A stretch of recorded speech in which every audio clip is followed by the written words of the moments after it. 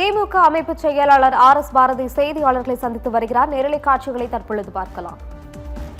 ஒரு வாட்ஸ்அப்பில் ஒரு செய்தி ஒன்று வந்தது. அதாவது 19ஆம் தேதி ஒரு மாரத்தான் நடத்த போதா அதில் போட்டிருக்காங்க. அது தேர்தல் ஆணையத்தினுடைய ஆல் இண்டியா எலெக்ஷன் கமிஷனுடைய ஆதரவோடு நடைபெறுவதாக ஒரு நிறுவனம் போட்டிருக்காங்க. அது பிஜேபியினுடைய B டீமிங்க.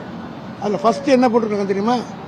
Let us run for change அப்படின்னு போட்டு வாக்காளர்களுக்கு வாக்கு போடுறதுக்குரிய விழிப்புணர்ச்சி ஏற்படுத்துகிற மாதிரி கீழே போட்டு ஒரு ஸ்டார் போட்டு அதில் மெசேஜே ரன் ஃபார் சேஞ்ச் அப்படின்னா என்ன இருக்கும்?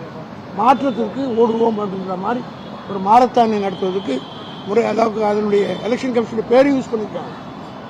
ஆனால் எலெக்ஷன் கமிஷன் அது ஒன்றும் கண்டுக்கவே இல்லை.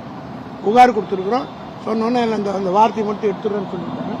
அதுக்குரிய நடவடிக்கையும் திமுக சட்டத்திற்காக எடுத்துக்கிறாங்க.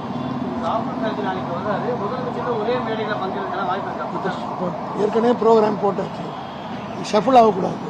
ஒரு பக்கம் பண்ணுறாரு, நாங்கள் ஒரு பக்கம். திமுக சார்பில் அங்கே இன்னும் டைம் இருக்கு. அவர் ஒரே நாள் தான் 18 தான் கொடுத்துருக்காரு.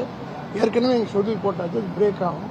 அது போது தான் ரீஷெட்யூல் பண்ண முடியாது. காரணம்னா 21ஆம் தேதி அவருடைய தொகுதி தலைவர் 20ஆம் தேதியிலேருந்து அவருடைய தொகுதிக்கு போகணும் கூட்டிட்டு வந்தார். ஒரே ஒரு நாள் தான் இடையில இருக்குது.